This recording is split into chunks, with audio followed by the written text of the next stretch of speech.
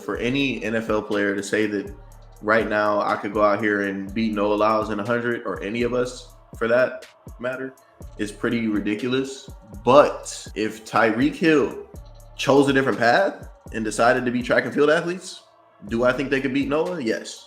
He needs to put on for the pole vaulters. Because look, I'm tired of the disrespect that pole vault continues to get on a day in, day out basis. So Mondo has the ability to put on for the culture and have people know that we got some speed to us. Insane comeback from Quincy Hall. Got to hear what your perspective is from that race. That was ridiculous. I think I saw somebody on Twitter say, like, he went into the depths of the pain locker. Really a fight or flight mental conscious thought. Like, if I go right now, I'll give myself a chance to win. But like, that decision is like you knowing what you about to feel like afterwards and during, like the pain that you're about to endure for the next 130 meters. Like, you know what it's about to feel like, and you make that decision right there. Because if you don't make it right there, you're probably not going to make it. Welcome back to another episode of the Track World News Podcast. My name is Colin Waitson, your host, here with our esteemed co-host, Mr. Noah Williams. Noah, how you doing today, man? What's going on, brother? Blessed and highly favored, man. Feeling good. Appreciate you as always, man. Let's get it. We got some cool stuff to talk about today. 100%. Excited to have you back. I know you're coming on back post Olympics. Looking forward to having it. I'm sure everyone is excited there. Got some people in the comments that were wondering where you were. So you're very highly loved for sure. Appreciate the love, y'all. There we go. Outside of track stuff, because I messaged you the other day about you got a new celebrity lookalike, man, with the Odell Beckham Jr.'s brother Cordell from Love Island. I saw this meme going around, and like I'm not gonna lie, I was like, oh, I didn't know Noah was on a TV show. Like I thought, like I saw it flash by. I was like, oh shit. I thought he would have told me of this beforehand, and then I was like, oh, I didn't know that. So you said you got a couple people that came up to you with bro. Like, I've been in Publix, I've been in the grocery stores. If they looking too long, like they're usually gonna say Snoop Dogg. Like, that's been the thing, but it's been Cordell as of late, or like in my DMs, like, hey bro, you look just like Cordell or whatever. And I ain't really too mad. I mean, he handsome though. Like, if you gonna tell me, like, handsome dude, so I ain't mad at it by any means. Nah, it ain't the worst thing. Yeah, it was just I was geeking. I lost it when I saw it. I was like, no, ain't no way. This leading a second life. But all right, let's get into some of the track and field stuff that we got going on. So interesting time frame. We just finished up the Olympics. We're gonna have some Diamond League stuff that's going to be coming back. I guess the next Diamond League is going to be the 22nd of August. Then we got a few more coming up, and then we have a pretty interesting announcement of the 100 between Karsten Warholm and Mondo Duplantis. We'll get into that. And then, of course, he finds a way to get into track and field talks all the time. Tyreek Hill and Noah Lyles. You might be a little surprised on what we got to talk about with that. But post-Olympic races. So we wrap things up. The Diamond League has 5 more competitions left.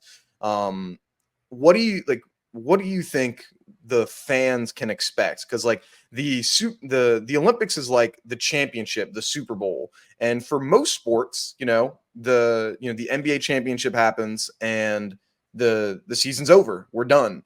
Track is in a unique place right now where the Olympics happened, and we still have like athletes are going to be competing in 2 weeks, like that. What do you think as fans we can expect, and just from the athlete side, what that's kind of like? Yeah, I think there's going to be like a couple different things and energies for this meet, and one of them will be kind of giving the Olympic champions that do decide to compete the rest of the season, it'll kind of be an opportunity for the fans to kind of show that praise for the the new Olympic champion, insert name here, is here today in Zurich, and it'll be a cool opportunity for the fans, and then also to see the people that didn't go to the Olympics, like a Christian Coleman or an Athing Mu, put out like a 2 or 3 fire performances before the year's out. So we'll probably see some names that we didn't see all over the Olympics get their shine probably the last couple meets. Yeah, I can imagine, especially like you said, some of the Olympics going from I just won an Olympic gold medal to I'm now going to compete 5 days later, a month, like 3 weeks later, 2 weeks later, whatever it is. You could not. It would be really tough to pay me some sort of money. I'm sure you go out, you celebrate, you're eating all this type of food, and then it's like, all right, lock back in. You got practice on Monday. Like that's got to be a damn near impossible, feat to come back and do. Yeah, it's got to be a challenge, man. I'll tell you, our track for the least is very scarce right now. There's only a couple people on the track right now, so yeah. I was going to say, yeah, what's it looking like down in Claremont? I'm sure there's not as many. It might be changing in practice and everything. Like, Yeah, all not too right, many there you faces go. around right now, but that's all good though. People put in a lot of work this year, so if somebody does want to bow out after the Olympics, I don't really blame them. Yeah, no, it makes sense. Makes sense. And so, we got the Diamond Leagues, like we said, that are coming up and getting ready for what is it? Is it Tokyo 2025 next year for the World Championships? Yeah, Tokyo outdoor, and it's like not Beijing, but like Hangzhou or something like that. We got an indoor championships too. Indoor. Okay, yeah, there you Yeah, go. So that'll be good. And then of course the U.S. Championships for the 30 millionth time in the row is going to be in Oregon. So there we go. There we go. Is if you could have the U.S. Championships in or Olympic trials, any track, it can't be Oregon. Where would you want? And like it has to like have the ability to be able to do yeah, it. yeah. Of It can't course, just be any like my local. It can't be at Claremont. I don't know how many stands you got down there, but where would you want it to be? definitely at the University of Texas. Like no question. My second favorite stadium I ever ran at is actually at Long Beach College in California. Like beautiful surface, amazing weather. Like it was incredible. But University of Texas, no question, should be the place to host it every year. Okay, what makes that one so good? Well, it's I never hot. I been there. like running in hot weather. Like I love hot weather, running in hot weather. Different people might feel different, but definitely because of the weather. One, the track, they say it's a fast track. That doesn't really matter to me, but the atmosphere of track fans and track knowledge in Texas is ridiculous. The stadium is incredible, and it's got a lot of warm up areas too for the actual people competing. So it's got all the things that we would need for real. All right. Yeah, like I've the tracks you mentioned, like, oh, it's a fast track. Could you like do you when you're running on different surfaces, is it as big of a deal as like people seem to make it as you think? I ran on brand new tracks. I done ran on old tracks. I done ran on like fast tracks, slow tracks. Like you gonna make it a fast track or a slow track. That's why I put the air quotes when I said fast track in the first place. Like I don't really get too much behind that. Like you can run fast anywhere Mm-hmm. as long as it's a track, literally. Yeah, you think the shoes play a bigger difference than the track then, I or want to say yes to that too, but like still no. Like, bro, it's just fast people wanting to run fast. Like that's what it be. You could do it, and we seen Bolt do it in a completely different shoe than what all these guys are running in now. Or like even if you look at the start line, like it'd be 6 different shoes on the line, even if they got the same sponsor. So it don't be the shoes, it don't be the track, it don't really even be the coach sometimes. Like it's just you running fast. Like, bro, is you gonna run? Are you healthy? Can you run fast? Okay, bet run fast here at this place. You know. yeah, you mentioned Usain Bolt. I saw on like it was a 15-year anniversary, I guess, a couple days ago of like him running 9:58. Bro, like that's like seeing how fast like people are running now and like what it is, like it doesn't make sense like how fast that guy was. Like literally completely different like stratosphere of what people are. Cause I mean, we have more consistency now. Like they were going through on like if you look on Google, Wikipedia, whatever it is, for hey, what are the fastest times at every position in the Olympics? Like who ran like won a gold medal, fastest four. And so the fastest time for someone that ran fourth, fifth, sixth, seventh, and eighth were all in 2024. So it's like the fastest 8th place performance happened this year. So it's like we're collectively getting faster, but we're not breaking through yet. Like where everyone's like running more fast is running more consistent, but it's like we haven't been able to break that 9:58, which is it's an insane number, man. I saw like a photo from the 9:58 race where Bolt obviously is like significantly further ahead than everybody else and like the times of everybody else. And then it was the photo of the Olympic 100 as to where everybody would have been when Bolt crossed. I'm like, dude, that is like you have all these guys like fighting for the finish and he's like 8 meters, 6 meters significantly in front of them. It's just crazy. Bro, insane speed. Yeah. Insane speed. So he's pretty ridiculous. And yeah, it was something special. I know we missed out on it, but the from last week, but since you are the 400 guy, there was the insane comeback from Quincy Hall. I got to hear what your perspective is from that race. Just like that was so like gritty. It was pretty cool to watch, seeing him come back from like that. That was ridiculous. I think I saw somebody on Twitter say like he went into the depths of the pain locker. If you ran track, like you understand what the term pain locker or hurt locker is. Like he made the decision like I'm going to do this. And he did it like probably around like 180. It didn't just start right there on the end of the turn. Like he made that decision around 180 and like that is immensely impressive. He closed in an 11:59, which if you're a 400 runner and you're looking to be elite, the time really is 12:3 or faster. Like 12.3 or faster is considered an elite finish for a 400 runner running 44 or 43 seconds. Like I think Matthew Hudson Smith finishing like 12:1, right? So like that's elite. Mostly everybody in the top 5 finished 12 seconds or faster. But neither here nor there, like to finish in 11:59 is even better than what Wade finished in when he broke the world record. So like to say I was impressed by that, like would be even an understatement. Like I was blown away kind of. It was crazy. That's ridiculous. It was ridiculous. I was watching him, and he's like 3 meters back with 100 meters to go. If you're behind by like 3-4 meters with 100 meters left in a 400 meter race, it's over. Like in 99%, 99.9%. Like if you got the the football like StatCast where they give you like your percent chance to win, it was like the Atlanta Falcons New England Super Bowl where it's like, all right, Atlanta Falcons got a 99.9% chance to win, but they didn't account for the Tom Brady factor, and he just got gritty and said, "F it, I'm going all after it," and it worked out.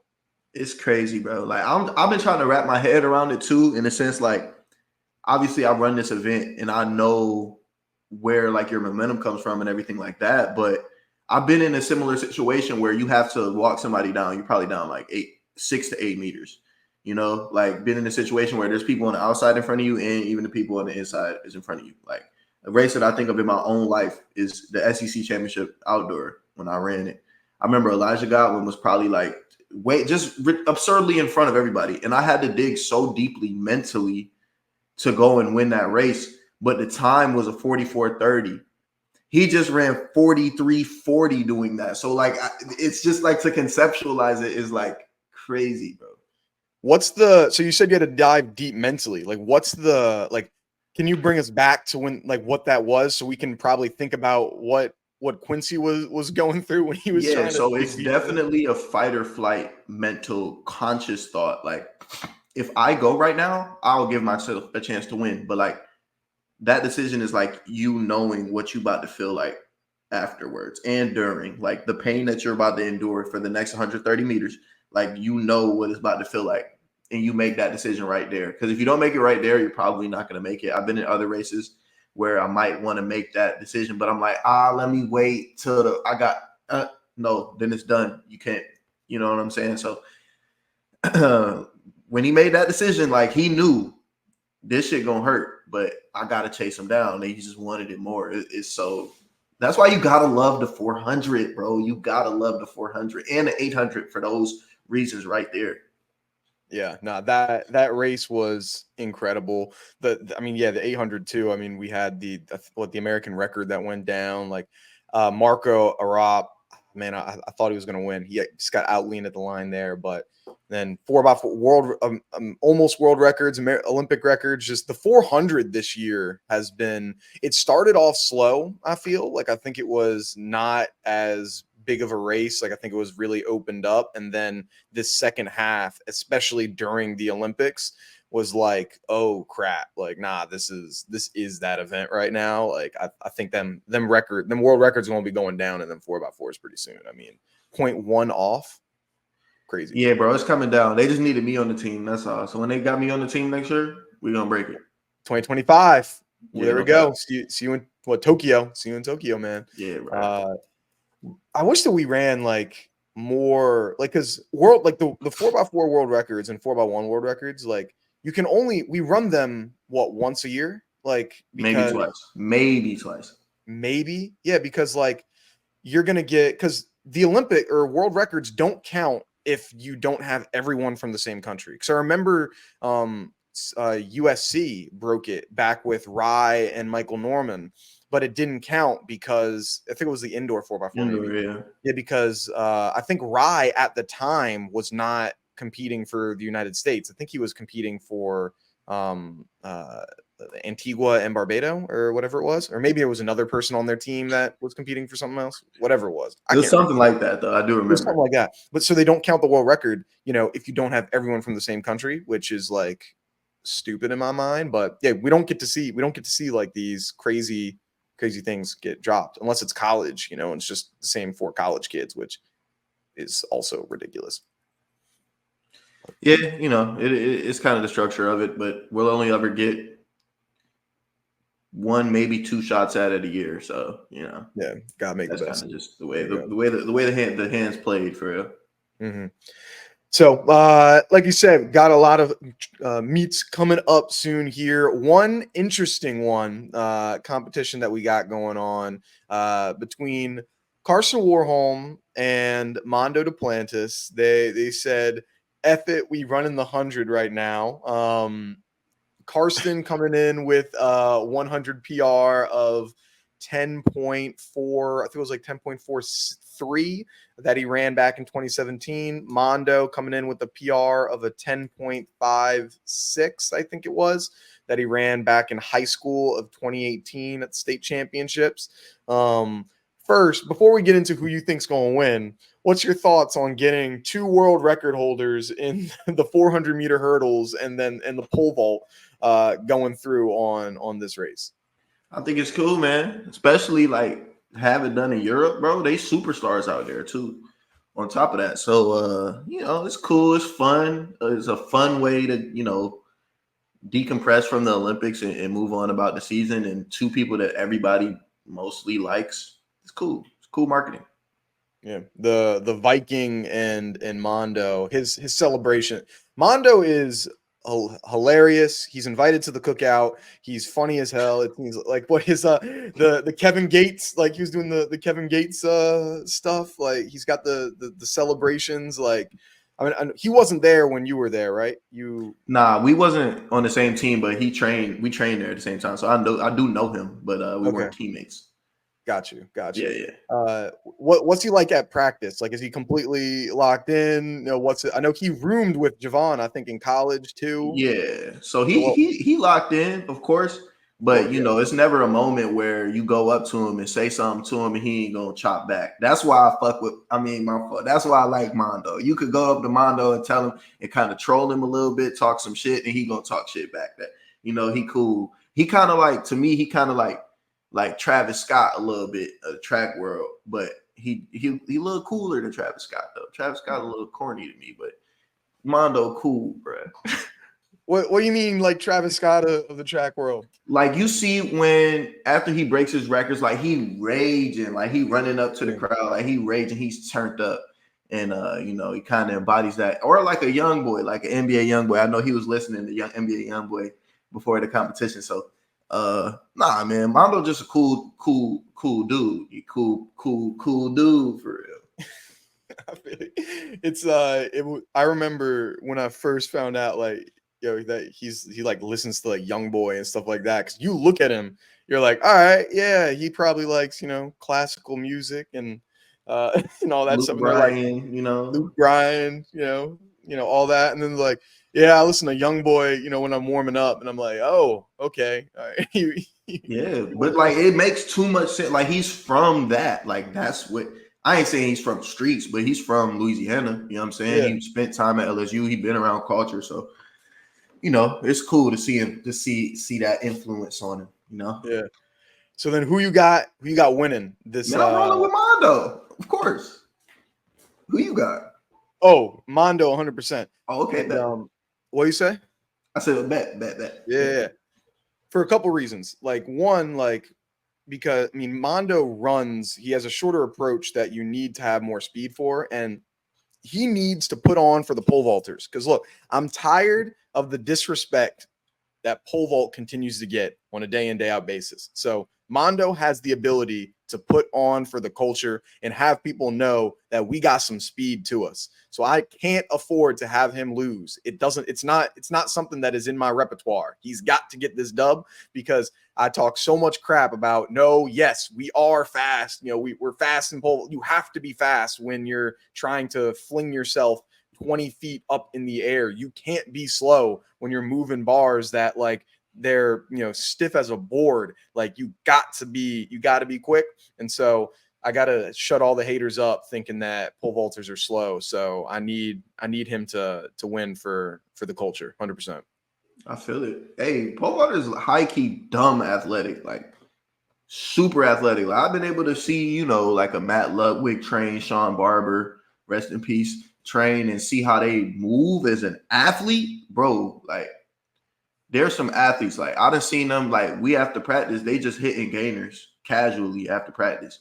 Like I'm an athlete too, so I'll join in, but still, like it's just crazy and impressive to see how they can move their bodies. And I know Matt Ludwig, I'm going to say he split like a 47, something like that, which is like respectable. So definitely pole vaulters are athletic, bro. So yeah, shout out Mondo.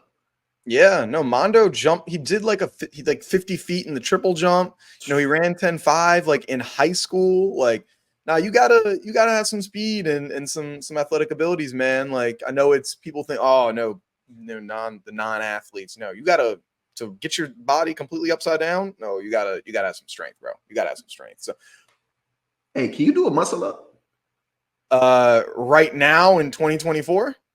No. Or in the peak of your pole vault. Yes, so if we were having this conversation in May of 2019, yes, I could do muscle ups. I could do a lot of that stuff.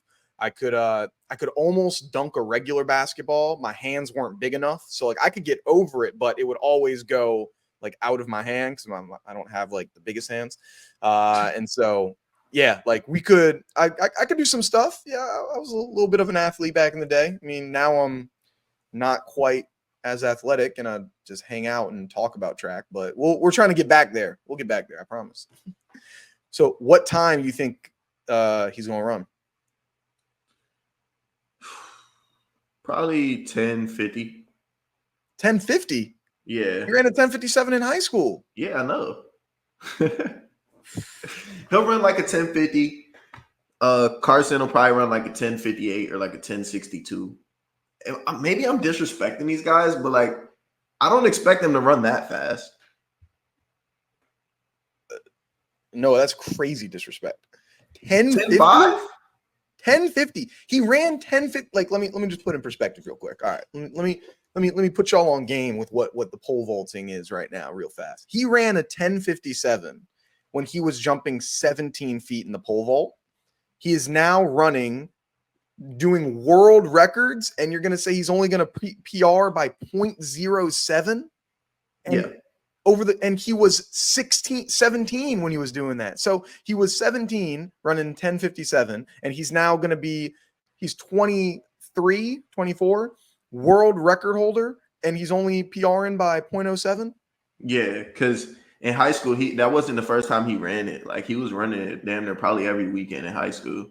So like he was conditioned for it. he about to just run out on the track and run 100. When the last time you think he sprinted over 60 meters? I mean, he does it in practice for all the time, probably. We run, like when you're a pole vaulter, you run a lot of 100s, 150s because you got to like condition yourself. He does 100s and 150s. I can't. I don't know if I want to give him a sub 1050 though. Okay, I'm saying he is running a 10.29. That is what he's going to run. He's running 10.29. Promise you.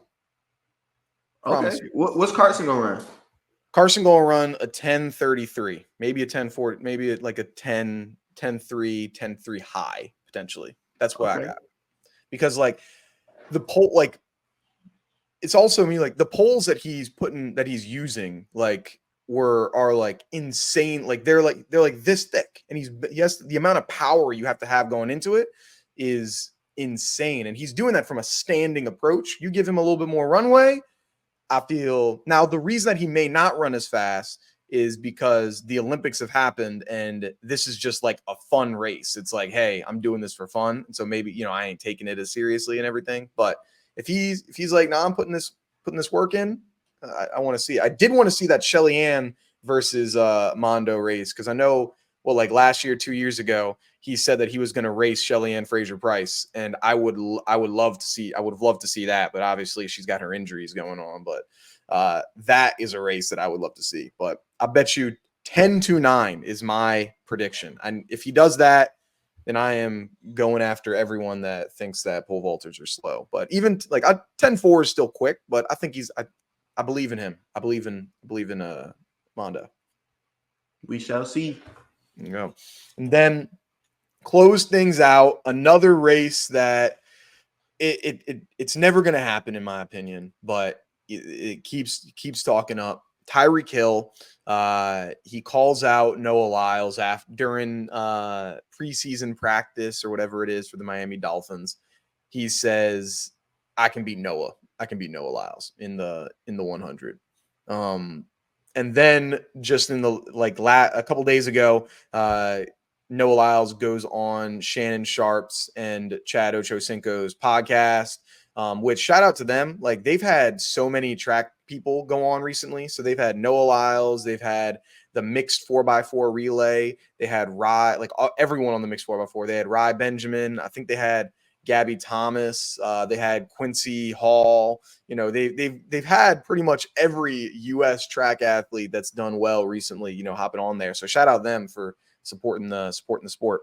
But then Noah went back and was like, no, there's no chance in hell that you're going to beat us here. I can pull up the actual quote in a second here. But what are your thoughts on Tyreek Hill inserting himself into the conversation? Obviously, for any NFL player to say that right now I could go out here and beat Noah Lyles in 100, or any of us for that matter, is pretty ridiculous. But I will say this.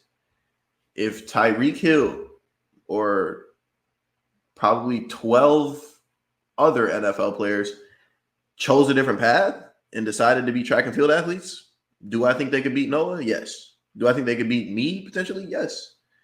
I see the talent and the athleticism on display in the NFL. Tyreek Hill is a specimen. He's special, stupid. He had the Florida State record, I believe, in the 200, maybe even the U20 record in the 200 until Noah actually broke it a few years later. It was like something weird in time like that. So I wouldn't discount that or laugh at it in the slightest. Like those dudes are absolute freaks of nature. So to say Tyreek Hill could beat Noah in 100, not crazy. Give him 2 years of training, not crazy at all. 2 years of training? You think Tyreek Hill can take down Noah? He's 30 years old. Okay, right now, line him up in the 30. Who wins? In the 30? Yep. In the 30, I would 30 meters or 30 yards? No matter. 30 meters. 30 meters. I think Tyreek could probably get out in 30. I think like 45 is the cut. Like I get 45, 50. After that, there's nothing that I think that Tyreek could beat. I bet you he beats him. I bet you Tyreek could still probably win in a 40-yard dash. I think like he could probably still do that. But then once you get to like 50 meters, like definitely not 60. We saw him race against 40-year-old men and drop a 6.79 or whatever it was. So I think anything over 45 or 50 meters, I don't know if he's got it. I just wouldn't discount it. That's all. That's all I say. I wouldn't discount it. Okay.